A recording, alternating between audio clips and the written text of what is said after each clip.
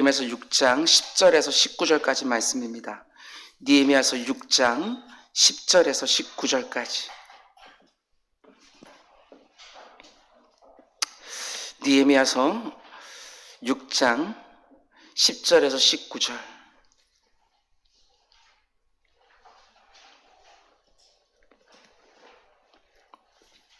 우리 그 가운데 15절과 16절 말씀만 우리 한 목소리로 함께 봉독하겠습니다. 시작.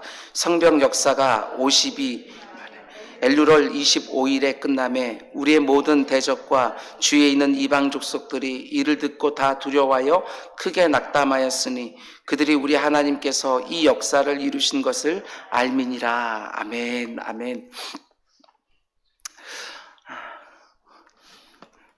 느낌이 좀 많이 이상합니다. 벌써 7시에 예배를 한번 드려가지고 7시 예배 때 44명이 와서 예배를 그래도 드렸습니다. 그리고 지금 이 예배는 이 본당에서와 그리고 3층에서 같이 예배 드리고 있어서 3층에도 예배를 드리고 있는 분들이 계시리라 생각되었습니다. 정부에서 방역당국에서 지침 내려진 대로 이곳에서는 49명 그리고 다른 곳은 19명 이런 식으로 예배가 드려집니다. 이곳이든지 그곳이든지 또 가정에서 온라인으로 여전히 예배하는 분들에게도 하나님의 큰 은혜가 이 시간 이길 주님의 이름으로 축원을 드립니다. 느헤미야서 강의 8번째 시간입니다. 지금까지 온라인 예배로 잘 따라오셨을 줄 압니다. 오늘 말씀의 제목은 하나님이 세워놓으신 사명의 자리에서 결코 도망치지 말라, 이런 제목으로 말씀 전하도록 하겠습니다. 설교 제목이 좀 셉니다. 그러나 이 제목이 오늘 이 자리에 있는 어떤 분들에게는 흔들리는 마음을 꽉 붙들어주는 설교 제목으로 쓰임받기를 주님의 이름으로 축원을 드립니다. 하나님이 세워놓으신 사명의 자리에서 결코 도망치지 말라. 느헤미야를 중심으로 이스라엘 백성들이 무너진 하나님의 도성 예루살렘 성벽을 다시 세우는데 우리가 지금까지 함께 살펴본 것처럼 그 과정이 결코 쉽지 않았습니다. 특별히 지금이 어떤 상황이냐면 성벽 재건 공사가 거의 막바지에 다다랐습니다. 외부의 성벽은 거의 다 올라갔고 이제 곳곳에 있는 성문에 문짝만 만들어 달면 모든 공사가 끝나게 됩니다. 이제 조금만 더 힘을 쓰면 되는데 여기저기서 대적들의 마지막 발악과도 같은 총공세가 이어지는 것을 보게 됩니다. 그게 어떤 것들이었지요? 지난 시간에 우리는 예루살렘 성벽 재건 공사를 계속해서 방해했던 산발랏 일당의 두 가지 음모를 함께 묵상을 했습니다. 첫 번째 음모는 유혹이었고 두 번째 음모는 모함이었습니다. 산발랏 일당은 느헤미야가 예루살렘 성 안에 있는 한 절대로 성벽 공사를 중단시킬 수 없다는 것을 알고 그를 성 밖으로 유인해서 암살하려고 했습니다. 평화회담이라는 그럴듯한 명분을 제시하면서 느헤미야가 예루살렘 성 밖으로 나오도록 유혹을 한 것이지요. 그러나 그들의 음모를 간파한 느헤미야가 단번에 그들의 제안을 거절하면서 그 유혹은 실패로 돌아갑니다. 그러자 또 어떻게 하느냐? 산발랏이 느헤미야에게 보낸 사신에게 봉하지 않은 편지, 기억나시지요? 봉하지 않은 편지를 들려보내면서 그 안에 담긴 내용이 팔레스틴 전역에 소문이 나기를 원했고 또 최종적으로는 느헤미야를 이스라엘의 총독으로 파견한 아닥사스다 왕의 귀에 들어가기를 원하는 음모를 꾸민 것입니다. 편지에 담겨있던 내용이 무엇이었습니까? 느헤미야가 이스라엘의 총독이 아니라 왕이 되려고 한다. 성벽을 견고하게 세워서 이제는 페르시아에 대항하려고 한다. 이건 명백한 역모다. 이런 내용이 담겨있던 것이지요. 그리고 이게 소문이 나면 느헤미야의 목숨을 장담할 수가 없습니다. 그러나 느헤미야는 이 모함에도 흔들리지 않습니다. 모든 것을 보시고 아시는 하나님께 지금 상황을 온전히 의탁하면서 혹시라도 페르시아 제국에 공격해 올지 모른다고 두려워하는 백성들의 흔들리는 마음을 붙들어 줍니다. 여러분, 그런데 무너진 성벽을 다시 세우는 이 놀라운 하나님의 역사를 어떻게든 막으려고 하는 산발랏 일당의 두 가지 음모, 유혹과 모함이 안 통하니까 이제 어떻게 하느냐?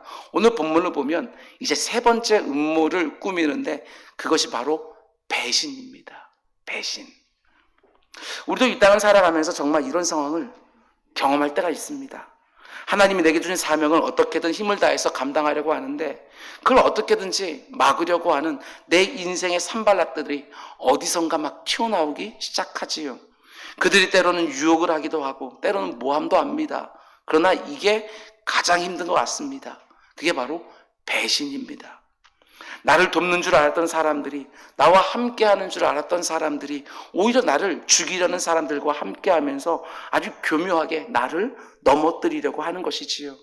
이걸 알게 되었을 때 얼마나 힘이 든지 모릅니다. 힘이 쭉쭉 빠지게 됩니다. 여러분, 하나님이 내게 맡기신 사명이 시간이 지나면 저절로 이루어지는 것처럼 생각하면 절대로 안 됩니다. 심리전도 있고 물리적인 공격도 있고 외부의 공격도 있고 내부의 갈등도 있습니다. 때로는 유혹도 있고 모함도 있고 심지어 내 곁에 있는 사람들의 배신까지 있습니다.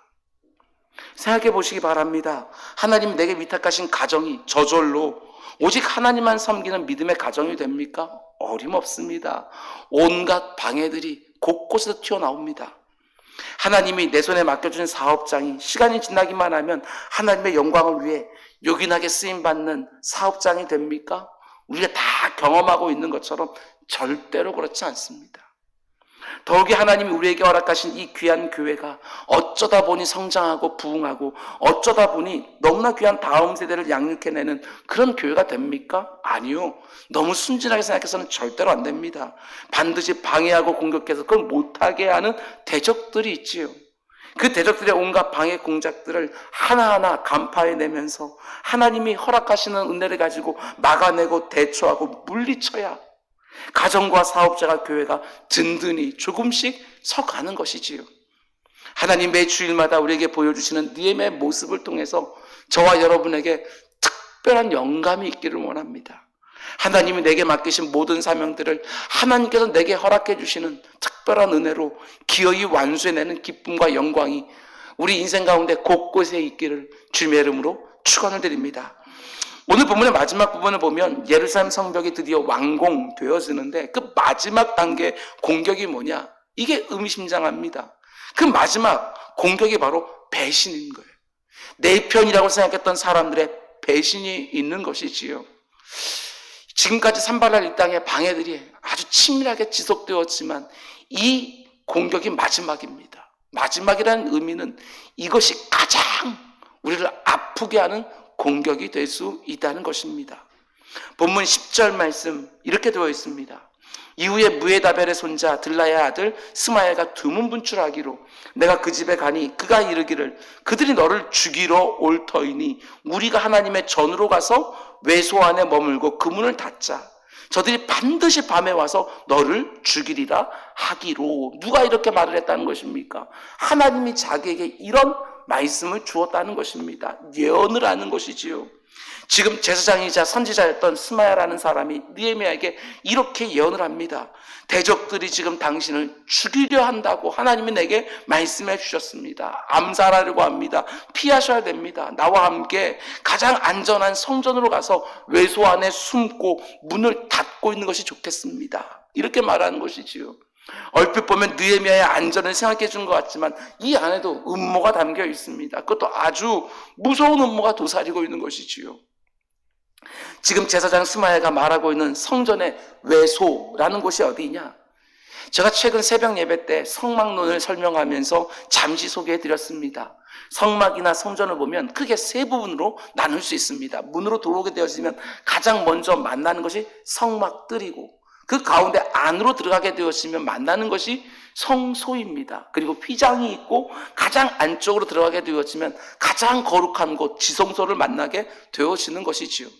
성전들은 외부에 있는 것이고 그리고 성소와 지성소는 성막 안, 성전 안에 있는데 하나님의 언약궤가 있는 지극히 거룩한 곳을 가리켜 지성소라고 부르는 것이고 진설병상과 금초대와 분향단이 있는 곳을 가리켜서 성소라고 부릅니다. 그런데 지성소를 내소라고 부릅니다. 안쪽에 있다고 해서 내소, 성전의 내부 내소라고 부르는 것이고 성소를 가리켜서 휘장 바깥에 있다고 해서 외소 이렇게 부르는 것이지요. 그런데 중요한 게 뭐냐면 외소인 이 성소는요 아무나 들어갈 수 있는 곳이 아니라 오직 제사장들만 들어갈 수 있도록 하나님의 율법이 정하고 있다는 것입니다. 제사장 외에 다른 외인이 들어가면 율법이 죽이라고 명령하는 장소가 바로 성소, 즉 외소인 거예요. 그러니까 율법에 따르면 느헤미야는 절대로 성소, 즉 외소에 들어갈 수가 없는 사람인 거예요.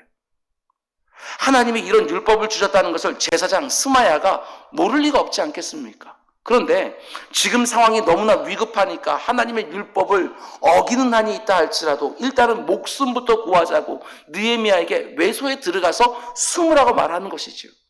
얼핏 보면 스마야가 느헤미야의 생명을 어떻게든 지켜주려고 하는 것처럼 보입니다. 그런데 느헤미야가 지상 스마야 뒤를 따라서 외소에 함께 들어가면 어떻게 되어집니까? 하나님이 정해놓으신 율법을 정면으로 범하게 되어지는 거예요.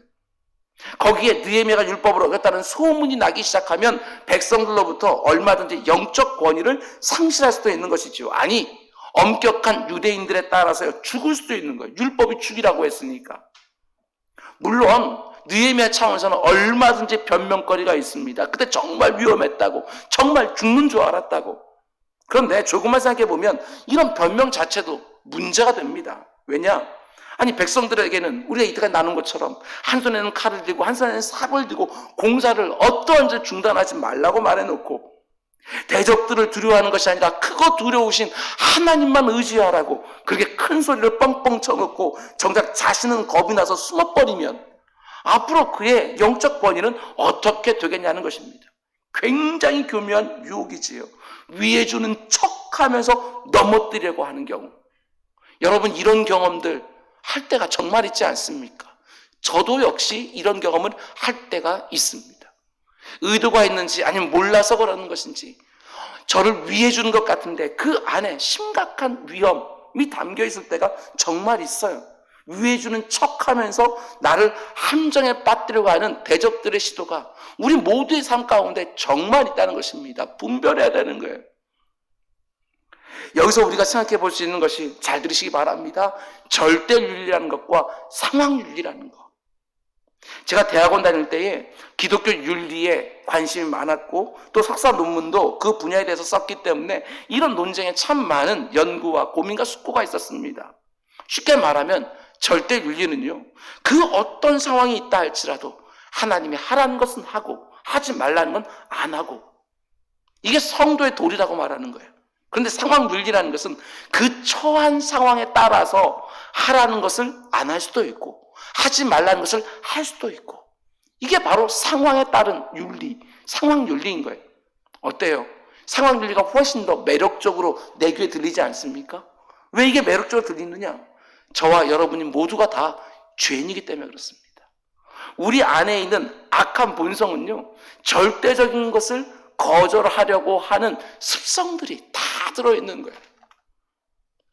여러분, 상황윤리는 결코 하나님의 뜻, 성경이 가르쳐주는 그리스도인들의 윤리가 아니라는 점을 반드시 기억하시기 바랍니다. 물론 하나님이 극박한 상황 속에서 우리가 내린 이런저런 선택과 결정을 충분히 이해해 주시지만 내가 당당하게 어쩔 수 없었다고, 정말 부득이한 상황이었다고, 그래서 하나님 말씀대로 행할 수 없었다고, 하나님께 이렇게 나갈 수는 없어요. 그러면 성경이 말하는 모든 기독교의 윤리의 근간이 다 흔들려 버리겠지요. 우리 안에 있는 악한 본성이 막 작동하면서 자기 소견이 윤리의 기준이 되어버리는 거예요. 그때는 어쩔 수 없었다고. 근데 누가 그것을 판단하냐고요. 그것이 어쩔 수 없었는지, 얼마든지 하나님 앞에서 이길 힘과 피할 길을 가지고서 대처할 수 있었는지, 이거 내가 판단하는 거잖아요. 그때 어쩔 수 없었노라고. 물론 누가 들어도 정말 어쩔 수 없는 상황, 부득이해 보이는 상황들이 왜 없겠습니까? 성도님들이 제게 찾아와서 상담을 하는데 이 곤란한 경우들이 정말 많이 있습니다. 하나님 말씀은 분명히 이렇게 말하고 있는데 그분의 상황들을 보게 되어지면 이렇게 권면을 하고 싶은 때가 정말 제 마음 가운데 있어요. 그러나 중요한 게 뭐냐? 하나님이 저와 여러분의 중심을 보신다. 그저 어쩔 수 없다고 말하면서 덜 부대끼고 덜 부담스러운 방법을 택하는지, 아니면 아무리 힘들고 어려워도 어떻게든지 하나님 말씀대로 행하려고 싸움을 하다가 그 가운데 우리가 너무 연약하고 또 악해서 이걸 선택하고 저 선택했을 때 하나님이 그 중심을 알아요. 얼마나 하나님 말씀대로 살려고 치열한 영적 싸움을 싸웠는지, 우리 연약함과 우리 약함을 하나님은 다 보시거든요. 다른 거예요. 똑같은 행동을 했다 할지라도 분명히 하나님과 다르다는 것입니다. 그 어떤 부득이한 상황 속에서도 하나님의 지혜와 능력을 구하면서 그래도 하나님 말씀대로 살려고 영적 씨름을 하는 우리 모두가 될 수 있길 주님의 이름으로 축원을 드립니다. 근데 이어지는 구절을 보면 제사장 스마야의 제안에 느헤미야가 어떻게 하느냐? 상황 윤리로 대처하지 않습니다. 하나님이 명하신 율법에 제사장 외에는 외소에 들어가면 안 된다는 것과, 그리고 자기 생명을 구하기 위해서 하나님 율법을 깨뜨렸을 때 어떤 일이 벌어지게 된다는 것을 너무나 잘 아는 느헤미야가 아주 단호하게 제사장 스마야의 제안을요, 이런 자에 거절해버리지요. 11절 말씀입니다. 내가 이르기를 나 같은 자가 어찌 도망하며 나 같은 몸이면 누가 외소에 들어가서 생명을 보존하겠느냐? 나는 들어가지 않겠노라. 이게 쉬운 게 아닙니다. 율법이 뭔지 알아도 스마야의 말처럼 죽을 수도 있는 상황인 거예요. 거기다가 하나님께서 내게 말씀을 주셨습니다 라고 이렇게 말했기 때문에 자칫 잘못하면 하나님이 정말 허락해 주시는구나, 문을 열어주시는구나 하고 생각할 수도 있는 것이고, 무엇보다도 이거 죽느냐 사느냐 문제잖아요. 생명을 잃을 수도 있는 거예요. 그럼에도 불구하고 이런 지하에 거절하고 있습니다. 근데 거절하는 두 가지 이유가 뭐냐? 첫 번째로 11절 앞부분을 보면 이렇게 말합니다. 나 같은 자가 어찌 도망하며. 이게 무슨 말이지요? 나 같은 자가. 느헤미야는 자기가 누군 줄 알아요. 이게 너무너무 중요한 거예요.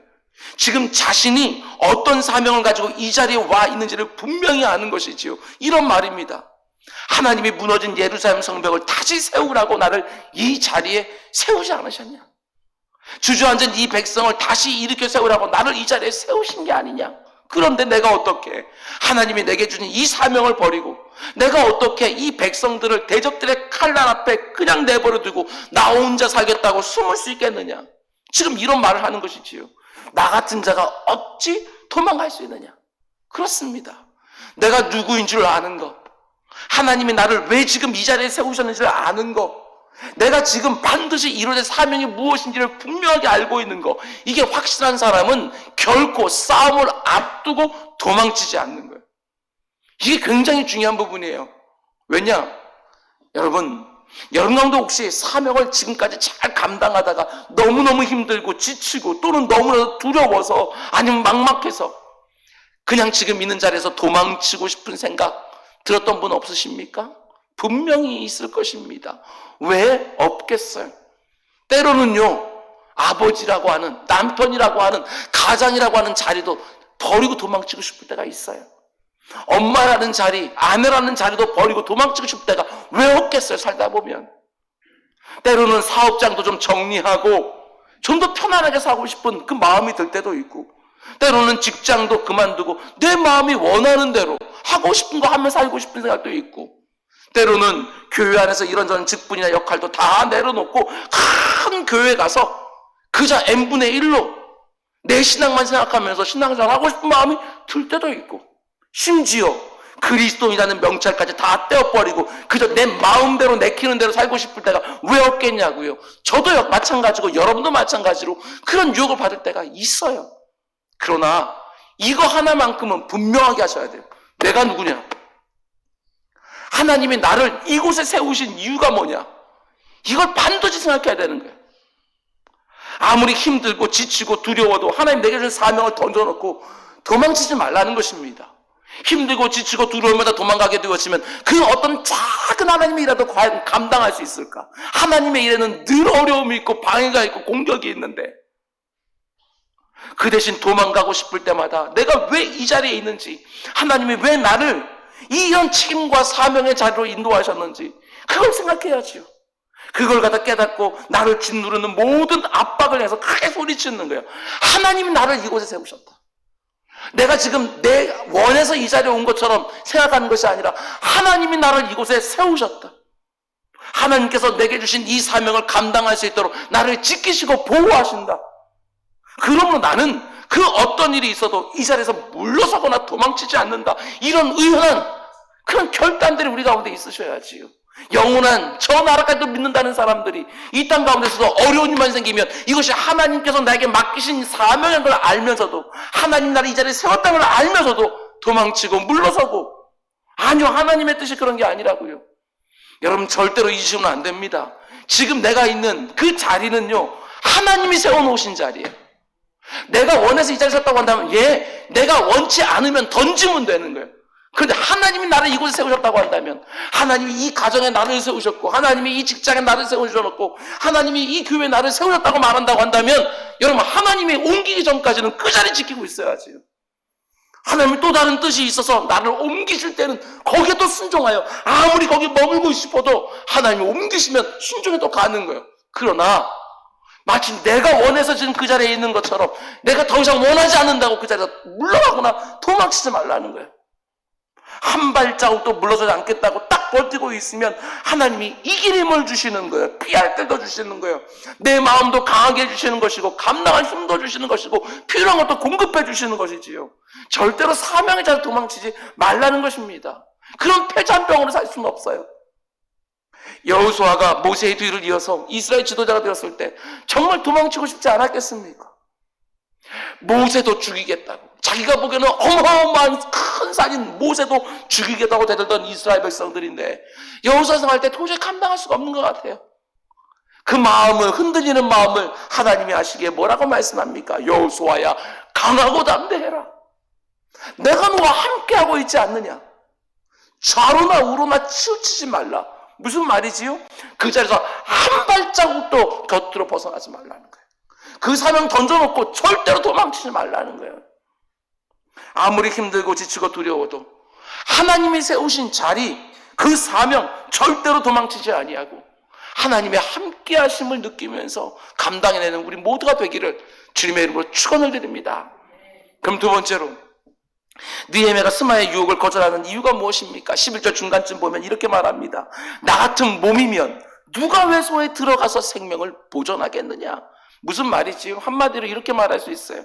하나님이 자기에게 허락하신 권한 밖으로는 절대로 넘어갈 수 없다고 지금 선언하는 것입니다. 느헤미야는 지금 자신이 이스라엘의 절대 권력자임에도 불구하고 자신이 할 수 있는 일과 하면 안 되는 일을요 구분하고 있는 거예요. 이게 굉장히 중요한 거예요. 어떤 경우를 보게 되었으면, 자기에 뭔가 힘이 주어지거나 자리가 주어지게 되었으면 할 수 있는 일과 할 수 있지만 하면 안 되는 일을 구분하지 못해서 그 자리에서 굴러 떨어지는 경우들이 얼마나 많이 있는지 몰라요.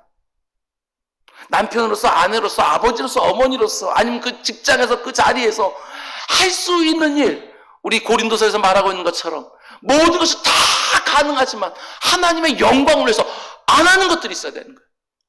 모든 걸 다 할 수 있지만 하나님의 영광을 위해서 내가 안 하는 것들이 있어야 되는 거예요. 이게 굉장히 중요한 부분이에요.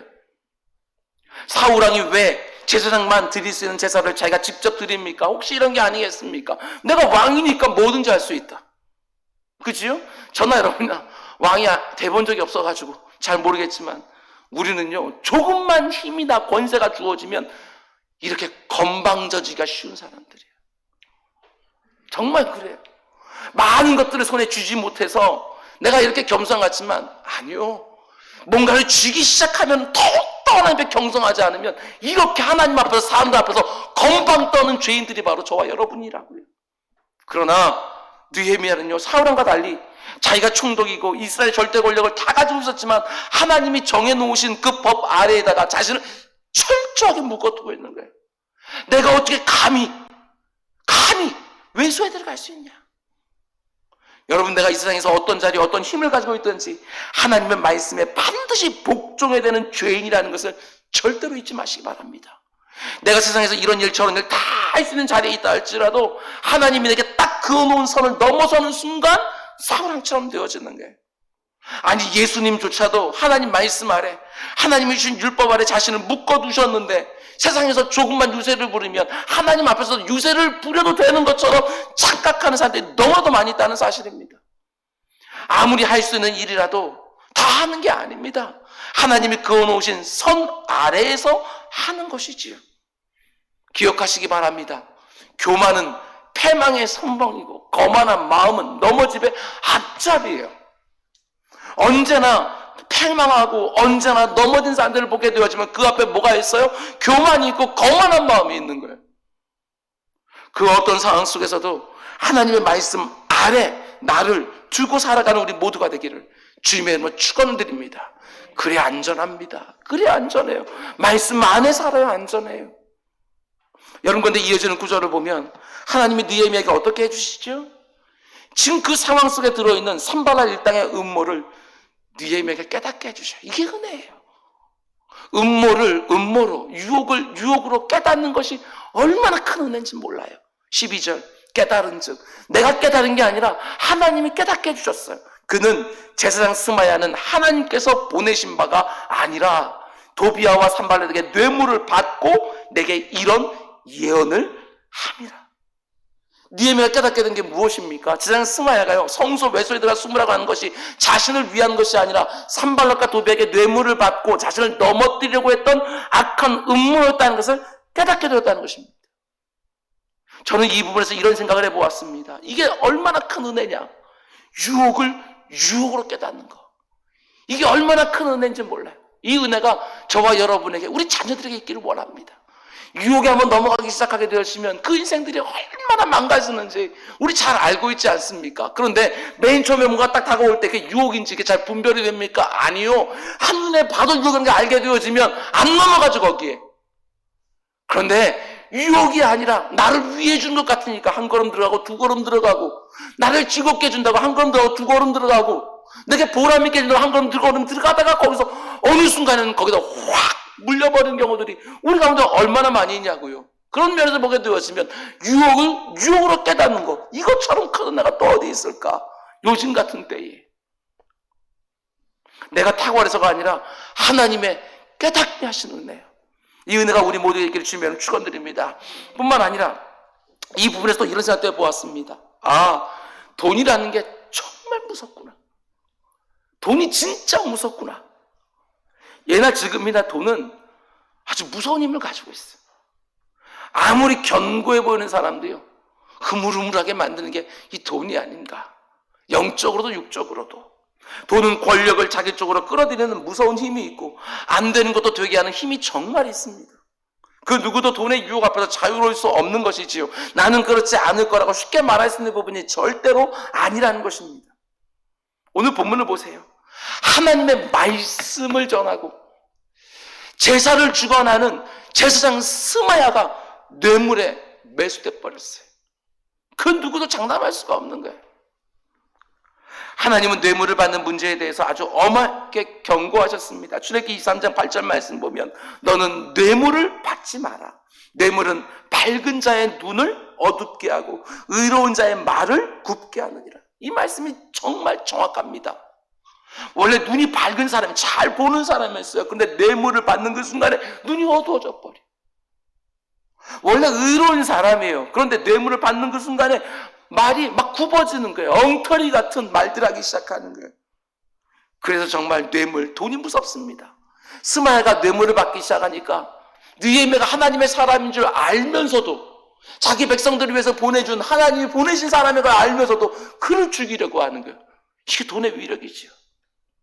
아무리 김영란법이 있고 세상이 달라졌다 할지라도 이런저런 큰 이권이 오고 가는 데는요, 늘 뇌물의 유혹이 있습니다. 아무도 모른다고.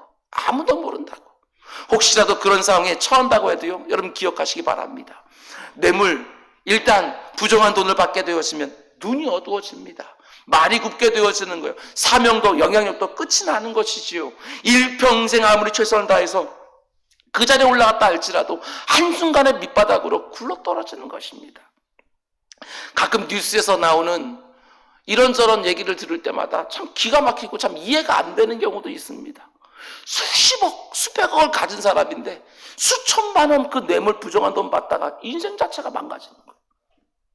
도대체 왜 그럴까? 이미 충분히 가진 것 같은데 뭐 그 수천만 원 더 갖겠다고 그러다가 인생을 저렇게 망치나? 그게 바로 돈의 위력이라는 거예요. 사람들을 그렇게 판단을 흐려놓는 거예요. 아무리 은밀하게 주고받는 돈이라 할지라도 바로 그 자리에 하나님 계십니다. 하나님이 편지하시는 그 하나님이 바로 그 자리에서 많이 쳐다보고 있는 그 시선을 느끼는 거예요. 제가 자주 말씀드리는 것처럼 코람데오 신전의식, 주 앞에서 살아가고 있다고 하는 그 의식 하나만 아주 분명하게 세워놓아도 그렇게 못합니다. 아무도 안 본다니요. 요셉의 경우를 보세요. 하나님이 이곳에 계신다.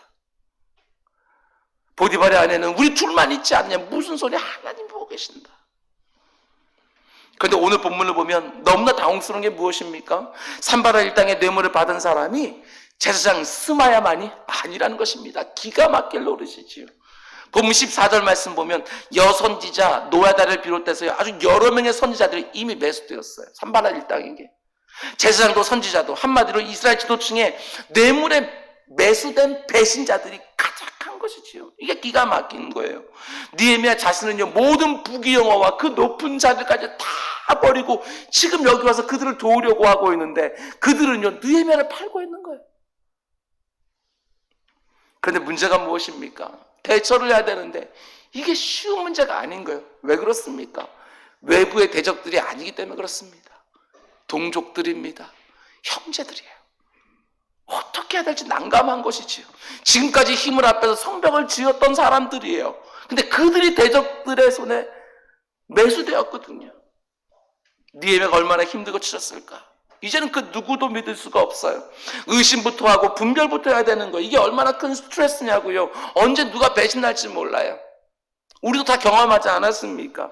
한때 우리나라의 한 이단이 교회들마다 추수꾼이라는 이름으로 쫙 은밀하게 보내서 누구보다도 신실해 보이고 누구보다도 헌신적이고 앞장서서 수고하고 이러면서 사람들의 마음을 싹 그냥 끌어안았다가 어느 한순간부터 이상한 걸 깨닫게 되어지지만 그때는 이미 늦어서 교회가 두 개를 깨지고 세 개를 깨어지고 사람들이 많이 나가고 한동안 그런 얘기들이 이곳저곳에 많이 떠다니다 보니까 조금만 누가 새로운 사람이 와서 열심 내기 시작을 하게 되었으면 마음을 열어서 확 안아주지를 못하고 의심하기 시작하고 분별하려고 하고 우리가 이러지 않습니까?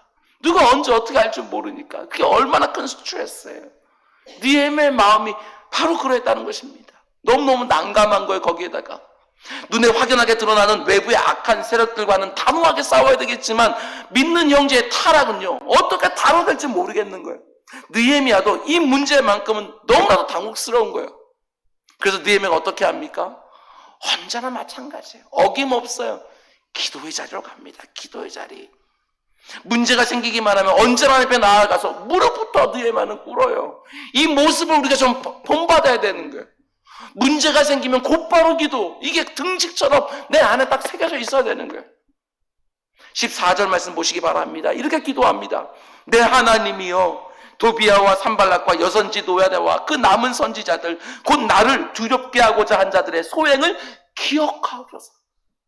기억해달라는 게 무슨 뜻입니까? 저들을 오직 하나님의 손에만 위탁하겠다는 말 아니겠습니까? 하나님 지금 이 상황을 보십시오. 이 기가 막힌 상황을 보시고 이들의 행위를 기억해 주십시오. 어떻게 될지 저는 정말 모르겠습니다. 하나님이 판단해 주시고 하나님이 이 문제에 매듭을 지어 주십시오. 제가 지금까지 목회하면서도 마찬가지입니다. 교회 밖에서 일어나는 이런저런 문제들은요 아무리 힘들고 아무리 어려워도요 어떻게 해야 되겠는지는 알겠어요. 잘한다는 얘기가 아니에요. 어떻게 해야 되는지는 알겠어요. 그런데 교회 안에서 일어나는 문제들, 특별히 성도들 사이에 있는 문제들은요 이게 너무나 어려워요. 어떻게 해야 될지조차 모르는 거예요. 왜 그렇습니까? 여러분 대적들이 아니라 형제이기 때문에 그래요.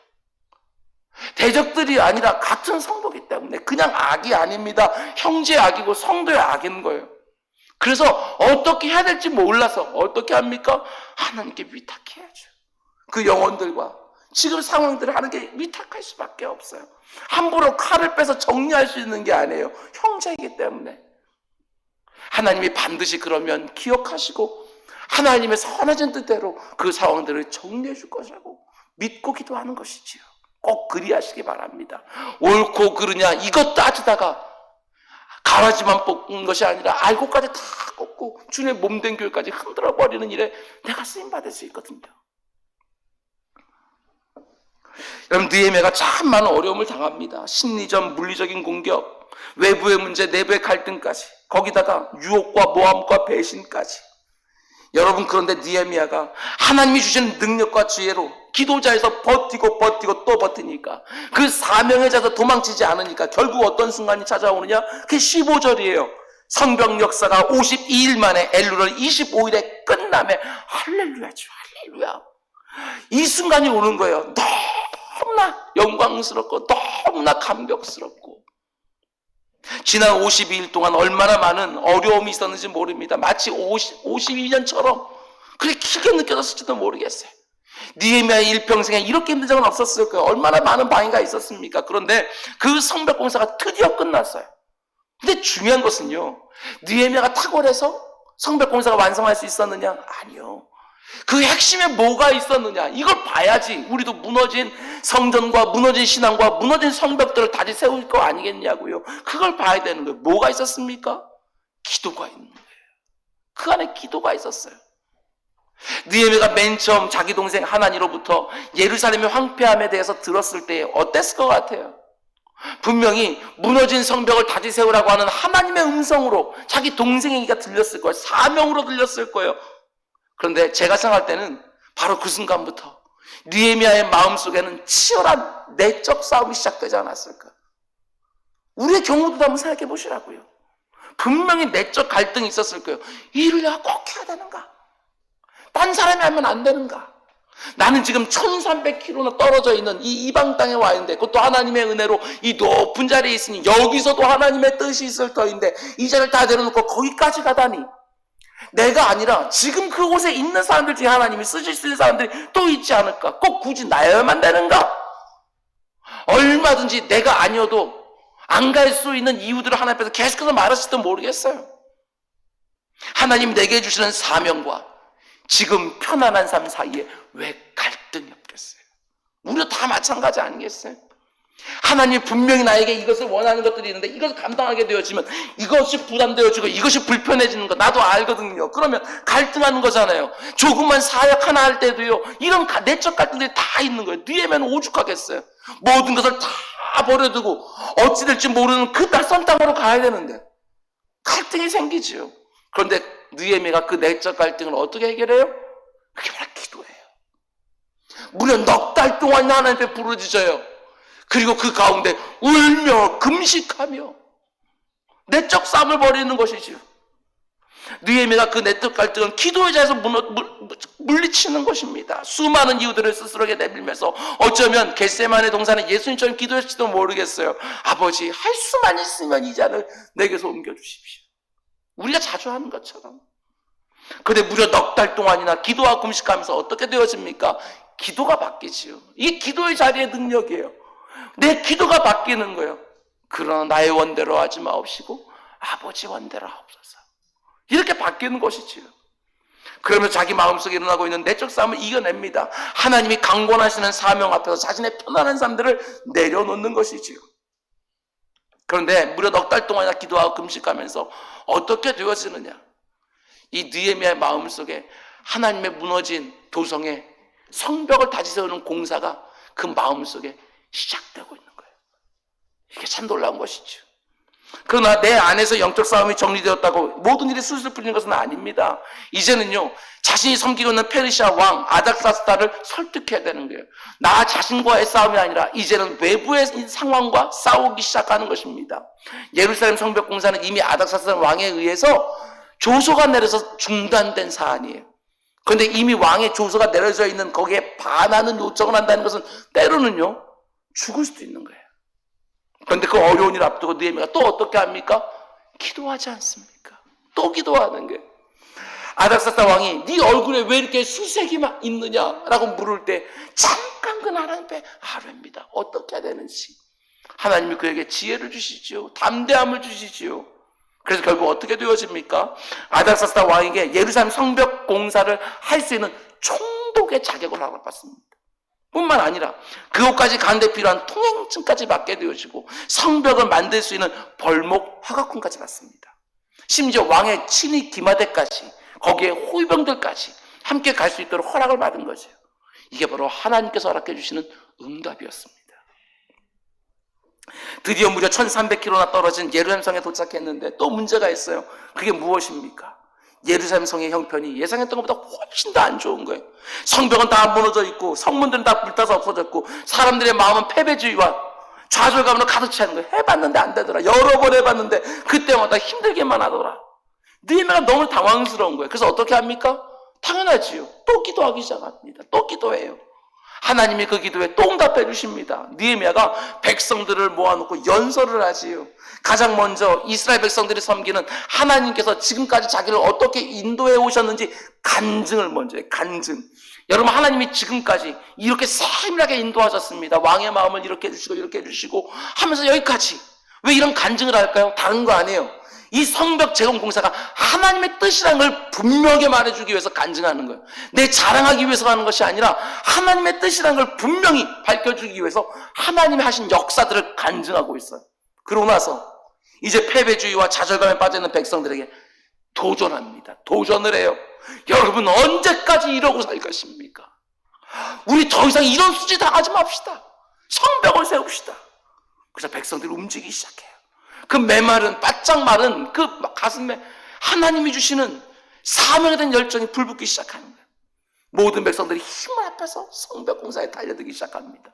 느헤미야가 얼마나 감격스러웠을까, 그 움직이는 백성들을 보면서. 그런데 그 감격도 잠시, 사마리아에 총독했던 산발랏을 중심으로 주변에 있는 민족들이요, 이스라엘 백성들의 성벽 재건 공사를요 방해하기 시작합니다. 가장 먼저 심리전부터 버리는 것이지요. 너희들이 하루아침에 공사를 피하려고 하느냐? 또 실패하고 말 것이다. 너희들이 짓고 있는 성벽에 작은 여우 한 마리만 올라가도 다 무너지고 말 것이다. 괜히 헛수고하지 마라. 조롱하고 무시하고 비웃고 또 위협까지 하는 거예요. 백성들의 마음이 흔들리기 시작하니까 느헤미야가 어떻게 합니까? 빌립보서 말씀처럼 염려하는 것이 아니라 우리의 마음과 생각을 붙들어 주시는 그 하나님 앞에 이제는 그 민족의 지도자들까지 다 같이 모여서 합심하여 기도하기 시작하는 것이잖아요.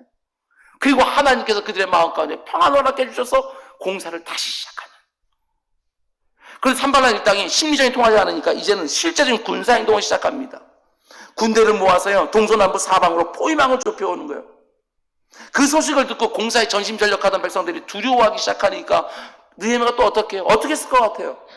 또 기도자에 나가는 거예요. 또 백성들 지도자들과 함께 합심해 또 기도하는 거예요. 뭐라 기도합니까? 하나님, 우리 모두가 저 악이 있는 대적들을 두려워하는 것이 아니라 크고 놀라우신 하나님만 의지하게 하옵소서. 하나님께서 주신 확신을 가지고요 백성들을 갖다 다시 모아서요 한 손에는 칼을 쥐게 하고 한 손에는 삽을 들게 하고 일꾼과 전사의 두 모습을 다 갖추어서 낮에는 성벽 공사하게 하고 그다음 밤에는 파수를 서고 힘들고 눈물겹지만 그래도 그 모든 일을 감당하죠. 그랬더니 대적들이 어떻게 합니까? 그 작전 계획을 철회했는지 취소했는지 모르겠지만 공격해 들어오지 못합니다. 여러분, 그렇다고 성벽 재건 공사가 이제부터는 일사천리로 진행되는 것은 결코 아니지요. 외부의 공격이 사라지니까 이제 어떤 일이 생겼어요? 지난주에 본 것처럼 내부의 갈등이 생긴 거예요. 내부의 갈등. 이스라엘 부자들 중에 일부가 이자 노리를 시작해요. 그러면서 지금 공사에 전심전력하고 있는 백성들의 땅과 포도원과 집을 빼앗기 시작한 거예요. 그리고 이자 못 갚는다고 그들의 자녀들을 갖다 뺏었다가 종으로 팔려고 하는 거예요. 백성들이요 먹고 사는 문제 때문에요 공사를 던져버린 거예요. 중단돼서 처음으로. 기가 막히죠. 느헤미야도 지쳤습니다. 그런데 이 부분을 잘 들으셔야 돼요. 느헤미야가 정말 지칠만하고 제가 볼 때도 느헤미야가 정말 지쳤어요. 그런데 지쳤다고 성벽 공사를 포기합니까? 아니요. 내가 지친 걸 알고 하나님 앞에 나가서 또 기도해요. 아버지, 내 손을 힘있게 하여 주옵소서. 이게 중요한 거야. 지쳤다고 포기하는 게 아니고 내 손에 힘을 달라고 또 기도하는 거예요. 지치면 버리고 도망치는 것들이 아니고 기도를 마치고 하나님의 율법을 가지고 이자놀이하는 부자들을 책망합니다. 그랬더니 부자들이 빼앗은 자녀들을 부모에게 다 돌려주고 더 이상 이자를 받지 않겠노라고 공언하면서 내부의 갈등이 해결되지요. 기도의 응답입니다. 그리고 이제 공사가 거의 마무리 단계에 이르렀어요. 성문에 문짝을 만들면 달면 되는 거예요. 그런데 우리가 지난주에 묵상한 것처럼 유혹과 모함이 있지 않습니까? 산발랏이 평화에 대한 미끼로 자기 생명까지 노리는 거예요. 암살하려고 하는 거예요. 봉하지 않은 편지를 가지고 자기가 페르시아의 아닥사스다 왕에게 역모를 꾸미고 있다고 하는 악성 루머까지 퍼뜨리기 시작한 거예요. 거기에 또 어떤 일이 벌어졌습니까? 배신입니다. 배신까지. 믿었던 사람들에게 배신당하는 느헤미야의 모습을 보게 되어지는 거예요. 내부에서 종교 지도자라는 사람들이 다 뇌물을 받고 매수되어서 자기를 죽이려고 하는 것이지요. 느헤미야가 너무 난처합니다. 자기 동족들이고 자기 형제들이니까. 이 난처한 상황에서 느헤미야가 뭐 한다고요? 기도해요. 기도. 또 기도하는 거예요. 하나님, 저들의 소행을 기억해 주십시오. 오직 하나님의 처분에 자기 형제의 악행을 맡겨드린 거예요. 여러분, 돌이켜보면 정말 쉽지 않은 과정이었습니다. 수십 년 동안, 학자들에 따라서는 140년, 150년 동안 무너져 있었던 그 예루살렘 성벽을 다시 세우는 일이 정말 불가능해 보였거든요. 근데 결국은 어떻게 돼요? 무너진 성벽이 다시 세워졌어요. 그것도 한 52일 만에 엄청난 역사 끝이 난 거예요. 느헤미야와 그 백성들이 마지막 문짝을 만들어 달면서 얼마나 감격스러웠겠냐고요. 그간 있었던 모든 일들이 주마등처럼 쫙 지나가지 않았겠습니까? 페르시아 왕궁에서 예루살렘 성의 참혹한 실상을 듣고 하나님의 사명을 마음에 품었을 때로부터 시작해서 그동안 있었던 모든 어려움과 방해들, 그리고 유혹과 모함, 심지어 배신까지 다 생각나지 않겠어요? 아무리 힘들고 어려워도 느헤미야가 사명의 자리를 버려두고 도망가지 않은 거예요. 도망치고 싶을 때마다 하나님 앞에 나가서 기도하는 거예요. 그러자 지금 자기 눈앞에 너무나 멋진 그 성벽이 늘 기도하면서 그려봤을 것이고 꿈에서까지도 그 성벽들을 보지 않았겠어요? 그 성벽이 쫙 실제로 눈앞에 펼쳐져 있는 거예요. 얼마나 감격스러웠을까? 얼마나 영광스러웠겠냐고요. 저와 여러분의 인생에도 기도와 함께 꼭 이런 감격과 이런 영광이 곳곳에 있길 주님의 이름으로 축원드립니다. 절대로 이렇게 말하지 마시기 바랍니다. 기도해도 아무 소용이 없다? 절대 그렇지 않아요. 기도해도 아무 소용이 없다. 기도를 해보기나 했냐고요. 아니라는 거예요. 기도하는 사람들은 약한 사람들 아니냐? 절대 그렇지 않아요. 누구보다도 강해요. 이런 공격 다 받으면서 어떻게 버텨냈어요? 느헤미야가 자기 힘과 의지로? 아니요. 절대로 그럴 수 없어요. 하나님 앞에 나가서 기도할 때마다 그때마다 때에 따라 돕는 은혜로 하나님께서 함께 해주셨기에 이 상황도 저 문제도 이 사람들도 모든 것들을 다 이겨내면서 드디어 무너진 성벽이 완공되어지는 걸 보는 영광과 기쁨이 그 안에 있었던 거 아니겠어요? 저는 우리 그리스도인들이, 우리 기독교인들이, 저와 여러분들이 너무 유약하지 않았으면 좋겠어요.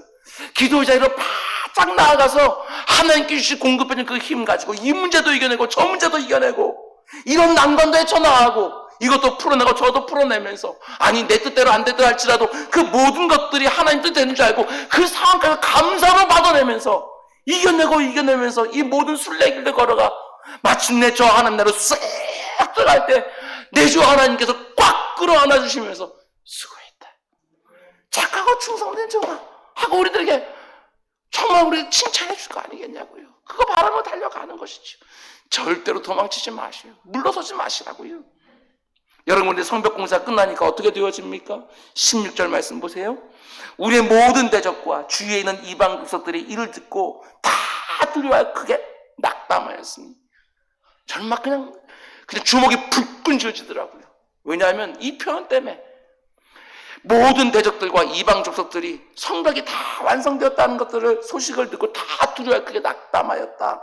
지금까지 그 대적들이 그렇게 애를 써서 하려고 했던 것이 무엇입니까? 느헤미야와 이스라엘 백성들을 낙담시키려고 했던 거 아니었어요? 낙담시켜서 성벽 공사가 다 중단시키려고 그렇게 애를 썼던 거 아니겠습니까? 그런데 오히려 대적들이 그 성벽이 완성된 걸 보고 그들이 낙담하고 있는 거예요. 얼마나 통쾌한지. 그렇습니다. 누가 누구를 낙담시키냐의 싸움인 거예요. 내가 낙담해서 사명의 자리를 떠나버리든지 대적들이 낙담해서 공격의 자리를 떠나든지 결코 이 싸움에서 지지 말라는 것입니다. 악한 사단 마귀는 내가 낙담의 사명의 자리에 도망가기를 원하는 것이지요. 그러나 우리는 말씀을 꽉 붙들어야지요. 갈라디아서 6장 9절 우리가 선을 행하되 사명을 감당하되 낙심하지 말지니 포기하지 아니하면 도망가지 아니하면 때가 이르면 거두리라. 코로나19가 아무리 길어져도 낙담하지 않는 거예요. 하나님이, 내 주 하나님이 나와 함께 계시는데 낙담하지 않는 거예요. 오늘 이 말씀이 흔들리는 내 마음을 더 꽉 붙들어준 말씀이 되길 주님의 이름으로 축원드립니다. 그러나 정말 중요한 게 뭐냐? 잘 들으셔요. 아무리 성벽을 완공했다 할지라도요, 그 성취감에 자기를 높이기 시작하면 성벽은 높이 섰는지 몰라도요, 느헤미야는 그때부터 무너지기 시작해요. 마치 내가 한 것처럼, 나의 열심히 이 일을 이룬 것처럼 생각하면 그때부터 느헤미야는 무너지기 시작해요. 그런데 느헤미야의 모습을 보세요. 너무나도 견고합니다. 16절 다시 읽어드립니다. 우리 모든 대적과 주위에 있는 이방 족속들이 이를 듣고 다 두려워하여 크게 낙담하였으니 그들이 우리 하나님께서 이 역사를 이루신 것을 알미니라. 느헤미야가 말하는 거 아니에요? 지금 뭐라고 말해요? 우리 하나님이 이 역사를 이루신 것을 대적들이 알미니라. 성벽이 높이 올라간 것 때문에 그들이 낙담한 것이 아니라 그 대적들이 봐도 이건 쟤네들이 한 거 아닌데? 쟤네들이 할 수 있는 일이 아닌데? 혹시 저도 믿는 하나님이 한 거 아니야? 하나님 때문에 낙심한 거야. 여호수아의 군대가 가나안 땅에 쑥 들어갈 때 여러분 그 여리고성에서 여러분 라합과 같은 사람들이 뭐라고 고백합니까? 천상천하에 하나님. 우리가 그 얘기를 듣고 다 가슴이 그냥 떨렸다고. 뭐 때문에? 하나님에 대한 소문 때문에. 이스라엘 백성들이 강해서가 아니라 하나님이 얼마나 강한지 그들이 다 귀로 들었게 낙심하는 거예요. 지금 대적들이 느헤미야와 이스라엘 백성 때문에 낙담한 것이 아니라 그들과 함께하는 하나님으로 인해 낙심하는 거예요. 저와 여러분들이 뭐 그렇게 대단하다고요? 아니요. 내가 여러분들과 제가 대단한 것이 아니라 우리와 함께 하시는, 우리 기도를 받으신 하나님이 대단하니까 세상에 함부로 못 보는 것이지. 누가 이렇게 멋진 성벽을 세웠다고 느헤미야가 고백해요? 우리 하나님께서 이 위대한 역사를 이루셨다. 성경은 이것을 분명하게 보여줍니다. 물론 느헤미야가 죽을 힘을 다해서 이 성벽을 세우기 위해서 최선을 다했지만 아니라는 거예요. 하나님이 다 하셨다고. 정말 그렇지 않습니까? 느헤미야가 열심히 하긴 했지만 생각해보면요, 느헤미야보다 훨씬 더 탁월한 사람이 훨씬 더 열심히 일을 했다 할지라도요, 이건 불가능한 일이었어요.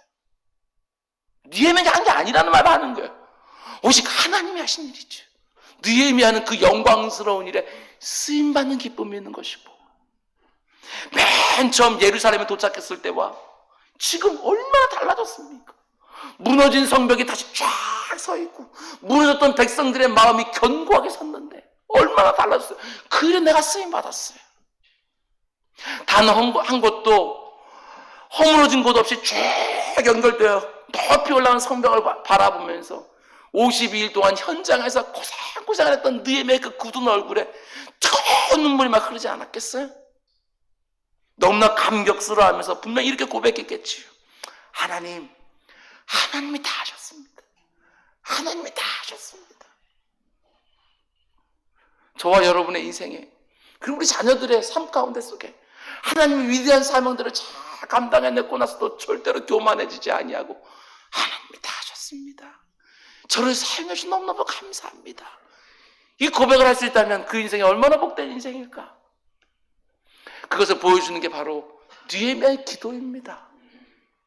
다른 목사님 설교 집들을 바라보면서 쭉 읽으면서 느헤미야의 지도력도 탁월하고 느헤미야의 의지도 탁월하고 느헤미야가 있었던 그 지혜와 지식과 경험도 탁월하고, 그런데 제가 이 느헤미야를 보면서 가장 깊이 묵상하고 있고 도전이 되는 것은 그의 기도입니다. 기도. 느헤미야의 기도요.